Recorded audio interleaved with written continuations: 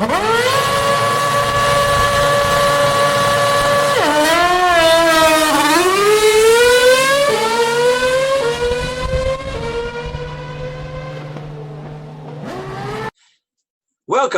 to another edition of the Car, Sim and Race Driver Show with me, Hugh Hattrick, and my buddy in crime, Jonathan Sutherland.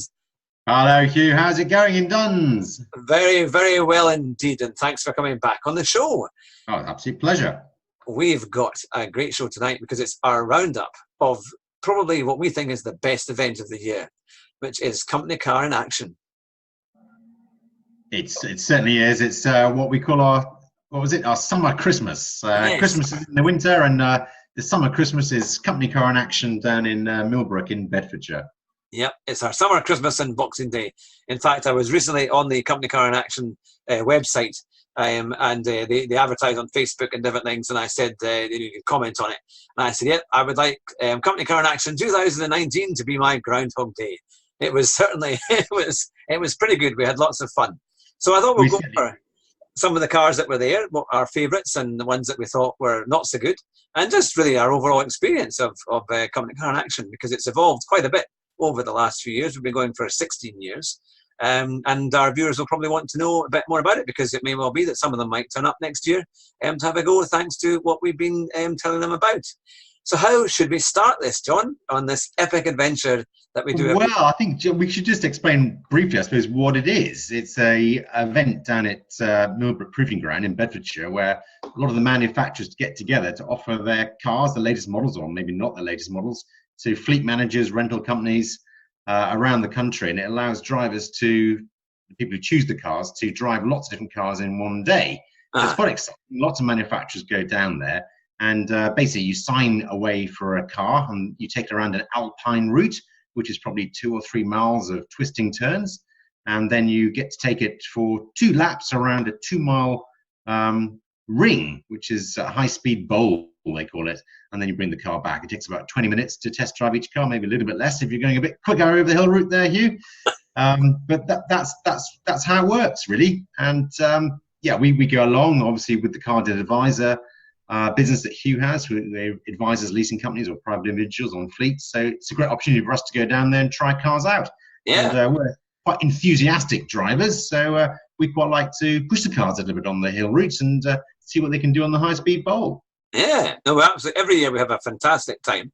And it's been interesting because as the car industry has changed so much, there's been a lot more kind of use of green technology. We've had more electric cars coming out. And, Company Car has kind of adjusted to that. I remember one year it was called the Greener Company Car in Action, but that only lasted a year because I think people weren't phenomenally interested in that. And there were an awful lot of electric cars sitting there. It just seemed like a little bit of sort of greenwash, didn't it, really? Yeah, it wasn't, because it wasn't really greener. I mean, and I think after the VW scandal, where they basically rigged all the emissions, and they changed in emission standards last year, they can't really say that anymore because all the car companies have basically been cheating. And the thing was, that year that you had all the green, the greener cars or whatever, Jaguar brought all their V8s and their supercharged everything. Was that the year that they brought virtually every car had over 500 brake horsepower? Yeah, it was amazing. And so it was quite a thing. So it's basically, if you're in fleet, if you're involved, if any of our listeners or viewers are involved in fleet that are UK based, it really is an amazing event to go to. And it's normally on in the middle of June, around about the 12th, 13th of June every year. And last year was a first because last week was a first because it was wet. Quite a bit of the time it was very wet. Although I have to say there was no floods or anything like that. It wasn't really bad. And thankfully, because it wasn't too cold, then it kind of worked fairly well. And it was busy in the morning, but it seemed to be quieter in the afternoon, which meant that we were able to really enjoy ourselves quite a bit and get access to cars that maybe we would have struggled to do beforehand. Oh, I think we're going to have to quickly pause it. I can hear the door banging. Give me 2 seconds, John. There we are. We're back after a slight glitch. We've got everything all sorted out. But yeah, we were talking about how Company Car has adjusted its kind of themes over the years, with kind of greener themes kind of coming and going. But now we've, of course, got lots of electric cars. Now we drove the Twizy, didn't we? I think that's probably one of the most fun electric cars that were there on last week. We certainly did. I think it's the only electric car that I drove, actually, was the Twizy. But you could take it out and go around the city route at Milbrook, which I hadn't been around before. It does involve going across the high-speed handling track, though. And if you turn off slightly too early, then you can go the wrong way around the high-speed handling track, where professional racing drivers are going around at probably 80 or 90 miles an hour sideways, the other direction. So probably not where you want to be in a Twizy, to be honest with you. It's going to be like a ball and a cricket bat, basically, kind of like coming together and hitting off in one direction. And then just the graphic comes down saying, game over. Yeah, exactly. You are dead. But that was the only electric car that I drove, I think. Yeah. I think it was. There may be a couple of hybrids we drove. The Toyota Corolla, didn't we? Which was kind of okay. But and the Honda CR-V, that was a hybrid too. So I drove the Range Rover. I drove the Range Rover Sport. You know, that was brilliant. That was great fun. I could have driven that home. I really wanted that car. I also drove the Jaguar I-Pace. Yes. And I was impressed with that, although I had a bit of a slow run last year. 400 brake horsepower. It's so fast. Yeah, and it was actually a lovely car to sit in as well. I actually felt the quality of everything was really, really good. It was a really nice car. I'd be interested to see if the new Jaguar XJ is anything like that. You know, because that will be electric, possibly. I think so. Is that going to have hybrid and full electric? Is it? Yeah, I think so. Yeah, so I quite like the current one. Some amazing deals on the car. They really need a good XJ now, though, because I've not. Or you say you like it. I've never got the current model. It just doesn't look right. The way that the rear pillars, the way the color changes, and it just looks odd. It's I think it's the style. It will grow on you. I think over years, I think that will be a classic. No. I put all your money into that, John. You know. Oh yeah, you do that. Yeah, you invest in it then. Yeah, you lead the way there. And I'll put all my money into that, so we'll be fine. That's right. Yeah, you got a nice the MCV. That's right. Yeah, I'm sure that one will be in demand in a few years' time. But it will be. Well, I tell you what, the economy was good on the way down to Milbrook, getting 70 to the gallon. Yeah, that was kind of unbelievable, actually. And no backache at the end of it. We were all absolutely fine. And we drove for hours and hours last week when we were doing that, because it was quite a trip. But let's talk about some of the manufacturers that we thought could have been there, and we were kind of a little bit surprised that they weren't there, because there were a few gaps this year that I've never seen before, to be honest. Of Citroën and Peugeot DS, they normally have a massive stand, and they've been there for countless years. In fact, I don't remember them ever not being there. So they weren't there. I don't know why when I spoke to people from Borough Media, they had said, well, considering the climate, that wasn't too bad to get 21 manufacturers there. But I don't know. I mean, were you a bit disappointed that those? I was very surprised. Yeah, I mean, because they are a manufacturer with a slightly sort of sketchy dealer group. I think Peugeot, Citroën, and you don't often get to try the sort of DS7s and the DS5s because the dealers don't have those in stock generally. So it's a really good event to be able to drive all the kind of odd, slightly rarer cars that these manufacturers have. And with Peugeot, I think the 208, which has just been launched, and the 508 are really good looking cars. Yeah. And you think that fleet has got to be a big part of their market. So I don't know why they didn't turn up. Also, Nissan and Mazda, I think, could have come along. Because in the end, we were talking a couple of times that actually there weren't that many cars left for us to drive because there weren't that many manufacturers, and the ones that did come had brought all the cars that were really the same. So Toyota brought along maybe 10 Corollas, Renault brought along all those Kadjars or Captures, and once you've driven them, you're not going to drive the diesel, the petrol automatic, the diesel automatic. Maybe some people do, but if you just want to get in cars, there wasn't really enough variety, I don't think. Yeah. And I mean, things as you say, like Nissan wasn't there, Skoda, they weren't there. They've not been, I think I've only seen them once or twice, to be fair.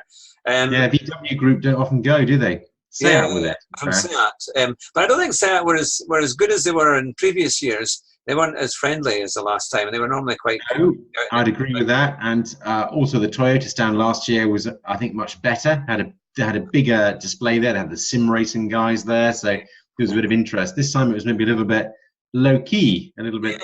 Yeah. I think if anyone's listening here from Bauer Media who run company car in action. I think they're really got to try and get more manufacturers and get a bit more glitz to it, a bit more kind of thing. Because there were lots of good aspects of it, and we really want to promote it because we love the event. I mean, it's a fantastic event. We wouldn't have done it for 16 years if we didn't think it was worthwhile. But it needs a bit more kind of pizzazz to it, I think, to kind of keep things going, because the car market is hugely exciting. I mean, there's really a car for everybody out there. I mean, I drove the Alfa Romeo Giulia Quadrifoglio, which was a phenomenal machine, and it was brilliant. Although I think that should have been proper drives, because the people who accompanied you barely allowed you to go over 40 miles an hour, apart from when you got into the oval, which they did allow you to go on a little bit more. But it was a little bit controlled, and need to kind of trust people to kind of get on with it and have a bit more fun, I think. But that was a lovely car, along with the Stevio Quadrifoglio and that lovely red and black. It was a stunning looking car. So actually, I think, to be fair, I think the Fiat Alfa Romeo stand, FCA Group, they did well for the cars that they brought. I wouldn't maybe say their admin side was particularly complicated. No, I think, as you said, the cars they brought were great, because again, you don't often get a chance to drive a range of Stelvios or Giulias, because again, probably Fiat's, Alfa Romeo, their dealer networks, they're just not as sharp as sort of BMW, Mercedes, and other dealerships, shall we say. So actually getting a test drive can be quite difficult. So to have all the cars there was great. Yeah. All the Jeep, a lot of the Fiats and the Alfa Romeos were all there. But as you said, the admin was just non-existent, really. There seemed to be one rather stressed out lady trying to organise everything, but not maybe doing the best job in the world. But they got the cars out anyway. Yeah. Lots of people were driving them. It's a very popular stand, that's for sure. Yeah, that's true. And there were two big surprises on that stand, and two cars, because you're not really a Fiat fan, to be fair. I think you can be quite honest, or Jeep fan. But when you drove the Jeep Renegade, and then also the Fiat 500X, you were, as like myself, very surprised at how they have been completely revamped.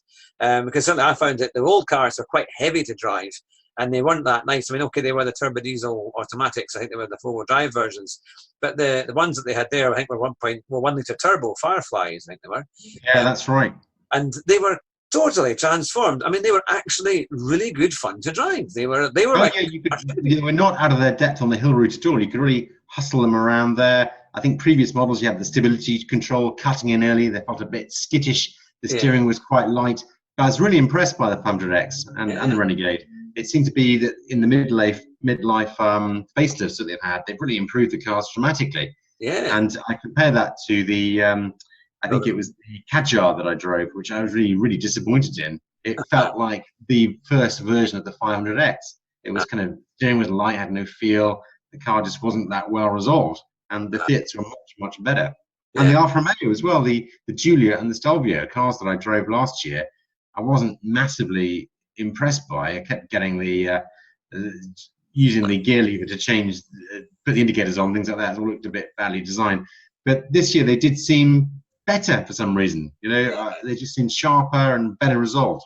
Yeah, and now they felt like cars you could just simply jump in and drive fast in them. They're just quite, they are quite fun. They're not complicated, and the steering lock is so short that you can it's like a go-kart. I mean, they're just phenomenal around the corners. It's just great fun. You come back with a massive smile on your face.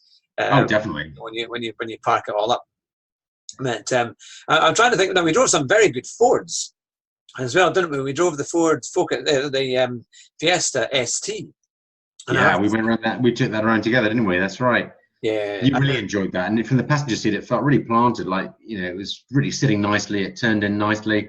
The ride was good. The seats are fantastic. Yeah, I was very impressed by that. Yeah, I could have driven that again actually, because we didn't have a particularly great run in that. But even from what we did have, it was really nice. It could be pushed an awful lot more. And there's some good deals over £2,000 off. Some of them I've noticed some dealer stock in the country. So there's some quite good deals on them. And I think again residuals will probably be quite solid on those cars. Yeah. Because there's a big, there's still, even the old versions are still going for quite strong money. So I imagine the new versions, if you get them on a new one for like 18, that's a pretty good deal. I don't see that kind of, losing a whole lot of money over the next 4 or 5 years. No, definitely not. They're a really good little car.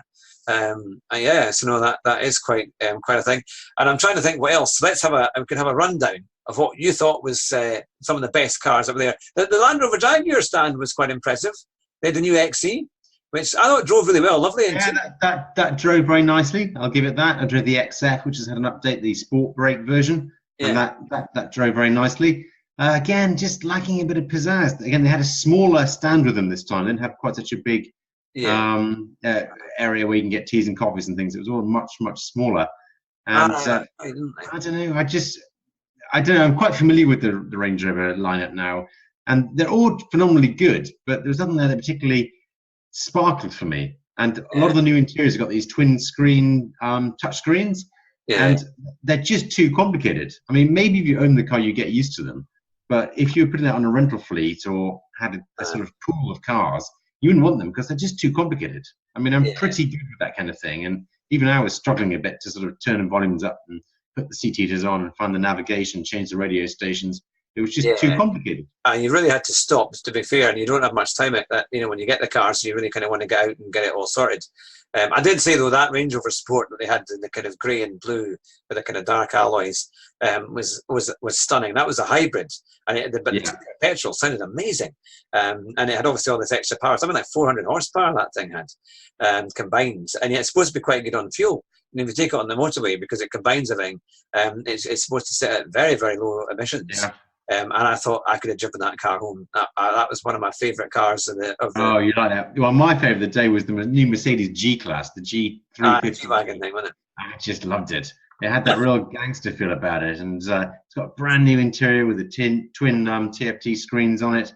But it's quite functional as well. You've got the proper control wheel to get through your menus, but you just feel amazing in it. Yeah. Just standing there, you've got see the indicators on the top of the bonnet, and you do feel like you're kind of a bit of on a drugs run somewhere in London. Yeah, a bit of a gangster car, I think. A total gangster car, but I really liked it. That was a favourite. I drove a Porsche 718. All right. But I had it. They were all accompanied rides, and they wouldn't let you go over maybe 45, which is just, what's the point? I don't know why Porsche bothered coming.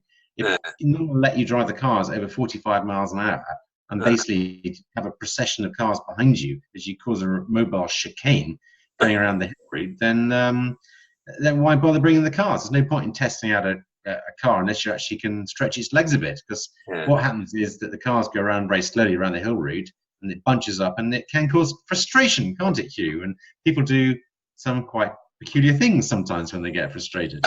Anything you want to say? Yeah, I think you had a kind of bird's eye view of that, didn't you, of what happened? Yeah, the hat trick goes postal. Pretty much. Well, we were stuck behind about 3 cars, weren't we? There was a Porsche, there was a Renault Zoe, and there was a Volvo police car, the kind of Volvo police V90 that they had there, which is always quite fun. And really, I thought, if I don't get past these people early on, I'm going to be really struggling. And they were really crawling along. So I ended up undertaking them at the first bit before the first Marshall point, which is now if anyone from Bar Media is watching this, will probably never be allowed back. But they were literally doing 30 miles an hour. And it does say in the video you're allowed to overtake slow-moving vehicles or test vehicles. And in effect, it was a test vehicle. And it was going slowly. So I would say it was only fair to try and get on with it. And what I didn't realise, of course, or I forgot, was that on the left-hand side of the road is all the bumps, the kind of that test your suspension. And then alongside that is a kind of yump that is there's been a bit of tarmac put in for the kind of off-road track that kind of headed off up to the left. So I had to go over all of that in order to get past this Porsche. And we managed to get past it, but I think, what did it look like from behind there, John?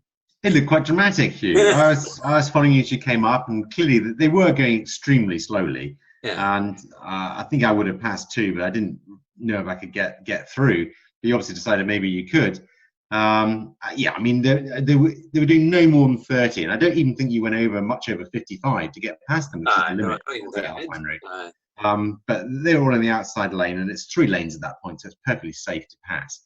And I just saw the back end of the Jeep Renegade squat down, and I thought, after it's got the red mist, and over the little sort of boom where this is there to test suspension. I guess the car was okay. Yeah, no, but it's where they put that bit of sort of fillet of tarmac in off to the off-road route or wherever it's going, just to obviously to reduce the the kind of gradient for cars joining it, then obviously you hit it and you're fairly committed at that point. And yeah, the Renegade sort of leapt up on two wheels, maybe, and then sort of landed again a Porsche 911. And I guess you just get your foot in the whole time. That's what I did. You just appeared in front of the Porsche 911, and I was laughing my head off. I was just crying laughing. And I came round, and the first marshal's point, the guy was just looking like he was having an episode on drugs. He was just dancing around. I didn't know, he was in shock at what he'd seen or something, but it was absolutely hilarious. And although I was stuck behind the Porsche at maybe 25 to 30 miles an hour, I just laughed the whole way around in that Jeep Renegade, because it was the funniest thing I've ever seen. I know, it kind of felt strange having all that space after I'd overtaken them all. And then I sort of thought, maybe that was a bit more than I expected. Yeah, but if you backed out halfway through, that might have been more dangerous. No, that's true. Yeah. They were obviously the outside lane because they were letting you through, I guess. So, yeah, and you got through. You didn't hold anybody up at all. And then there was on that very same run, somebody in a Toyota, was it an HRV or something? You know, the kind of the blue one. It was a kind of the hybrid. It looks a bit kind of space age. Oh yeah, the HRT or whatever. HRT, yeah. They stopped. They stopped out on the circuit for no apparent reason, going down the steepest gradient, going down the hill around the blind bend before the kind of last kind of yump kind of thing. They stopped round the blind bend, and then eventually they got going again, and then they stopped over the yump at the next bend. But they kept enough to the left that I was able to go through on the right, because it did say that if vehicles stop, you need to get past them, and you should never get out of your car. You should just drive past something that stopped, and there were no red flags. So I thought, it points out in that video, this sort of safety briefing video, that if you do have a technical problem, get off the road. I mean, don't park across the two lanes in the middle, which that person in that car had done. Just through behind you and the other Renegade a little bit later. And you just couldn't get through at all. And I also think in the video, they should make the point that really, if you're going to go out on the Alpine route, the hill route, then you need to be prepared to drive the car briskly. I mean, no one needs to be driving, like Lewis Hamilton, but you need to push the car. You're meant to be out there to see how it handles, if it brake, what the acceleration's like, how it takes the corners. And if you're going to drive around at 20 miles an hour or 30 miles an hour, there's no point. And it actually gets dangerous because there's a lot of blind hills there as you go over the route, and it just causes traffic jams. So you come over the blind hill, and there's normally a Porsche. I think, again, Biomedia should talk to Porsche and ask them to keep going, tell their drivers to keep going at least 50 or 60 miles or 50, 55 miles an hour around that route. Otherwise, don't drive. Then maybe the professional drivers should drive them, because they're causing sort of tailbacks. And it actually was coming to a stop on several occasions. I stopped on the hill route. It's crazy. Absolutely crazy. It's nuts. And that is completely avoidable. If people actually go on at a sensible rate, there wouldn't be any issues with that at all. So no, I think they do need to kind of look at that and say, you need to get that. They just need to get on. They're not even trying to be too safe. I genuinely think some of the people in some of the stands, like some of the staff, they weren't competent. If they were coming with you to accompany you in a drive, they should really know a bit more about the car, and they should know how it drives. They understand if there is a sports car, people have a right to get on. That's why they're coming there. They want to be able to drive it and not to go. It's not like you're driving it at Morrison's car park. You're actually kind of get on. This is a proper road. It's a one-way road, so there's nothing coming the other way. So really, it's pretty safe. You should have there should be no issue with being able to travel at 55 mile an hour and pretty much maintaining that throughout the areas that you're allowed to do that. Absolutely. I think what we should do is we should volunteer to be sort of like marshal cars, and we should drive around at the speed that we think we should be going at. And if we come across someone slow, they should be red flagged. We should flash them or ask the marshals to pull them aside and ask them, are you comfortable with the car? Have you driven a car before? Just double check their license. Maybe they're on drugs, or they had too much to eat for lunch or something. They weren't feeling very well. But if you like that, you should be out there. Just pull them to the side and let people push the cars. Because people get frustrated. And one or two people were probably going a little bit too fast to try and get past people or get ahead. And it's all caused by frustration by generally the Porsches. Ironically. Yeah. Or they have to have an overtaking point at certain parts of the circuit, so you can legally get past without any issue. So if someone's quicker behind you, you need to pull over and let them get through. So exactly. Or just say overtaking is allowed. Just get past wherever you can. I mean. That's it. Well, I think and just have a rule to give people enough space. and also tell people if there's a car behind you, then just signal left or something, or let them pass on the right hand side, or just have some rule like that. If a car's behind you, if they flash their lights, then you're obligated to let them pass on the right, something like that. Otherwise, it's pointless. There's so many cars I drive that I can't feed back to the customers at Car Dealer Advisor how it drives because I didn't go over 20 miles an hour stuck behind a Porsche Panamera Turbo. Maybe they could get like marshals from Italy, from like Monza, like, you know, people who are kind of used to getting on, and they could have a bit of a, obviously they've got a yellow and a red flag. They could have a blue flag. Which is like speed up or kind of like, you know, get out the way kind of like thing, faster traffic coming through. Or they could have like digital boards that they have in Formula One, so you just drive past and it flashes blue if you need to get out the way, and be aware of what's going on. Definitely. Or the owners of Milbrook could relinquish control for a couple of days and let Italians run the whole thing. That would be better, wouldn't it? And then you'd be cracking on. There wouldn't be all the health and safety nonsense.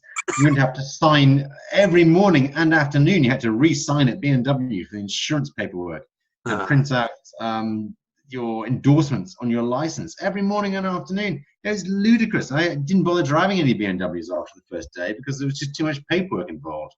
Yeah, and they need to use those zappers, like the WASP system, to zap your badge and then zap the machine, and it does it automatically. That was some of them had that though. Some of them were using that. Although it wasn't the same, because one year they all had them, and it was all the same group. You see, and then at the end of it, they could tell you what cars you had driven. They sent you an email, and that was really useful because you say, "Oh, I've driven all of this," so it gave you a kind of detailed map of what you had done. And I think that's really what they should be doing. I think there's quite a lot of areas, as good as it is. And I wouldn't put down the good points because there are a lot of good points, but I do think they need to do a lot more on the tech side to make it to bring it up to date, and really trying to do a bit more to make sure the manufacturers are all there, because really they're missing out. And you know, there were a lot of people there driving, and after the second day we were kind of thinking, well, you know, we come for 2 days to come a long way. We need to be able to drive some decent cars here, and we were beginning to get a little bit thin on the ground. You know, as to what to drive. We did drive and rode some of the Hondas, the Honda Civic, and then also the new CR-V. I think it was CR-V. Yeah, which is very good. CR-V was all right, actually. It was competent, reasonable. I wouldn't say it stunned me in any way. No, the Honda guys are trying to say it would be a better choice than the BMW 5 Series. I'm not entirely sure about that. I think I'd probably just stick with 520D rather than get a Honda CR-V. But yeah, you got the Honda Civic, and the Civic, it was a Civic diesel. One, I think it's diesel. I think it was an AC or an SR or something. And I have to say, I wasn't massively impressed with it. I mean, really? it was competent, but it didn't. The engine was quite noisy. It looked nice. I do like the way it's very sleek and all these kind of angles and things on it. But I can't say it shouted out at me, you know. And it's very expensive. I mean, everyone's like 20 grand plus, and you think that's quite a lot of money for that kind of car. Is it worth it? You know, you could have so many. I mean, you could have 2 Tipos for that. You know. I didn't drive the Tipo actually, should have, because it's had a bit of a revamp, hasn't it? Yeah, a screen that's a little bit bigger than my iWatch, so you can actually see what you're sort of doing when you're driving along on this tiny little screen they had in the previous generations. Well, we had a hire car one last year, a Tipo, which was the 1.4 petrol without the turbo on it. But it was a 6-speed box, and obviously being a hire car, I'd done a bit of miles, and this was in France. So it was knackered, you know, it had certainly been pushed to the limit. But actually the economy was amazing out of that. It was really clean running. And it was actually quite nippy, but they're doing a deal at the moment. You can get a brand new Tipo 1.4 S, I think it is, or some kind of S, some version that they've got. It's got black wheels, but it's kind of standard interior. And it's 11 grand, brand new. And that's list price. That's a pre-reg deal. I think it's about 5 grand. Pre-reg deal, right? I was going to say that is incredibly cheap. I mean, that's not. I remember back in the day, the Fiat Tipo Action 3 doors were 7,995 or something. Yeah, it was in 94, 95. Not much more than that, and that's 25 years ago. Yeah. I mean, and the Tipo is a much better car than the Tipo was in 1994. So. I mean, where's inflation? It's gone. The manufacturers, they're so good. I mean, they really are. I know we criticize them a bit, but actually the progress that's been made is astonishing. Yeah, and that'd be a great apart from with the new Renault Clio, which was on display, and I honestly couldn't tell the difference between that and the old one. It was absolutely identical. The interior was a bit better. From the outside, it looks identical. The inside is identical. Better. Why would you change your car? It looks exactly the same. I think they're trying to do the BMW thing, isn't it, where they don't age much, so they try and keep things relatively similar to make it work. But it was you can see that the interior was shared with a Nissan, the Nissan Micra. But I thought the interior quality was far better than anything. It was, but that was an initial version. That's top end, had leather on it, stitched leather and stuff, and had features. To be fair, that's probably the main criticism of the current Renault Clio, is its interior is pretty cheap. But it does work, and they run really well, and it's a very popular car. And I have to say with you, although I could drive a Kadjar, it was all right. I thought the automatic one I had, the actual petrol with 160 horsepower, was a lot more sprightly. It felt a lot better. It felt a lot lighter in terms of, I think the diesel's a wee bit heavy at the front. But the Kadjar one I drove, it was the 160 automatic. It was okay. It's a funny car, the Kadjar, because you kind of look at it and you think, in some angles it's all right, and in other angles you think, no, it's a bit dull. It's dull. It's dull. It's awful. But it's sold a lot. But it's Motability, isn't it? It's Motability. And people who they're all on Motability. There's no one actually chooses it. You just get given it. You wouldn't put private money into one of those unless you wouldn't. 50% off. Unless you weren't quite right. Exactly. I mean, you might. Yeah. Maybe rental fleets and Motability. That's surely where all those cars go. I can't imagine any private buyer buying that car. But the other big shock is, I know we quite often talk about Dacia, and I know a lot of our guys here, this is the car sim and race driver show, so Dacia doesn't really fall into it, but they are cheap. And if you need it is a car. Yeah, it is a car, sir. I do think they didn't bring any. They should have had Dacia there, because they should have done market for them. They're very good on leasing and on just their standard finance deals. They're virtually giving them away. And I know that's why I bought a Dacia. I bought a Logan. It's because I drove one, a company car. So it makes us pretty much legit. We've done a deal for them. So you're going legit. There you go. Yeah, I was very impressed by your Logan on the way down. And funny enough, all these sort of technological features that the cars have, it always puts me off them. As long as it's got decent cruise control and Bluetooth and CarPlay, it's fine. Yeah. Because it actually handles pretty well. It's really not bad around the bends. Yeah. It's why on the advice that I gave to your customers when you did your last podcast was just keep the car you got, which is probably why you chucked me off it. Yeah, that's why I haven't had back on video. I've been allowed back on, but yeah. Yeah, so you kept saying, when are you going to do the next one? And I was saying, well, I'm quite busy. Exactly. It's the Keep the Car You Got show from cardealadvisor.co. Yeah, really not right. Yeah. Oh, it's been funny. But actually, that reminded me of another car that was rather good. It was the Kia Proceed. Now, did you end up driving that? I only drove the Seed, which I thought was very good. It had a really noisy engine, but it was well put together. It drove very well and went very well. Yeah, well, the Proceed was brilliant. It was an automatic, but it was 200 horsepower, 1.6, and it's kind of looks like an estate, but it's very kind of curvy at the back, and I really liked it actually. And it had the paddle shift, which was so quick, and really, it really felt well planted, and actually a really good car for the money. And there's some good discount on them as well. You can find a few around. It's worth haggling, because I think you're getting a really good car for the money. Yeah, I thought that was about the most impressive Kia by a long way that I'd driven. It was kind of like the old Seed GTI, which was actually a really good car. It was kind of almost soft, but at the same time it handled well. They had this kind of amazing ride quality for a car that was a GTI, and yet it wasn't harsh riding at all, and yet it handled brilliantly, and it was nippy. It was a really, really good engine in that. Yeah, I didn't have a go in that one, but you said it was good, and the ordinary Seed did drive very well. I think I drove a diesel. It was quite a rattly diesel, but it was handling. It was neat.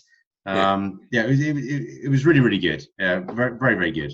Yeah. And I also had a passenger run in the Stinger, a top of the range Stinger. Okay, right. The driver who was it, he actually nearly lost it on the handling track. We nearly spun right off. Kind of wet.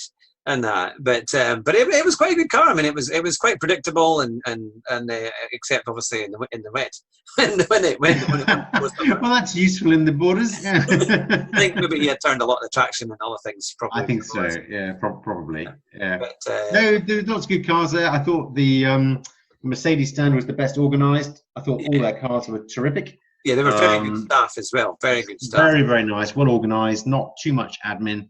And they also had the simulator there, so people could have a go driving a Mercedes F1 car around Silverstone. And how did you get on with that, Hugh? I won. Hey, congratulations! 3.6. round Silverstone, which was fantastic. And so I'm going to go to Brooklands. They phoned me up on Monday saying that it'll be a day out at Brooklands at the Mercedes-Benz World to drive on-road and off-road, and I think to get a tour of the museum, I think, as well. So fantastic. They're sending the stuff to me. So yeah, there'll be a special car and sim and race driver show edition of that when I get to go on that, hopefully later on in the year sometime. So that'll be pretty good. That would be fantastic. And we met some celebrities there as well, or a celebrity. Yes, on the BMW stand. Yes, so that was one that you spotted, of course, none other than Abbie Eaton. So we went over and we had a chat with her. And of course, to people who don't know who Abbie Eaton is, she is basically the female Stig from the Grand Tour. Of course, the Stig was retained by Top Gear, but they brought out a new one under the Grand Tour, and Abbie Eaton is the driver. So we had a lovely chat with her, and she's agreed to do a podcast with me. So in the next week or two, hopefully we will get that sorted out, and we'll be bringing that to all our viewers. So it's going to be very exciting. I can't wait to do that, actually. That's going to be really good. I've got so many questions I could ask. I want to know all about the Ebola drone. I want to know where it is. I want to know how much they film it all in advance. She probably can't tell you any of these things due to secrecy or confidentiality clause in the contract, but it'd be great to see how much information you can get out of her. But I agree, she was absolutely lovely. And just one of the professional drivers there on behalf of BMW. Yeah, I think what you need to do is send me all your questions, and I'll see what I can do. And that's to all our viewers too. If you've got any particular questions for Abbie Eaton, I'll do my best to pick the best ones and to ask her, because that should be really quite a good interview to do. That's a great idea. Yeah. And you can email us at podcast@cardealadvisor.co.uk with any of your questions or comments, and we'll do our best to ignore them. So that's what we normally do. But no, I check it every day. But yeah, so no, it's been. I mean, overall, I mean, company car action. It takes you about a week to kind of come down from that, because it's just such a good day, and you have so much fun.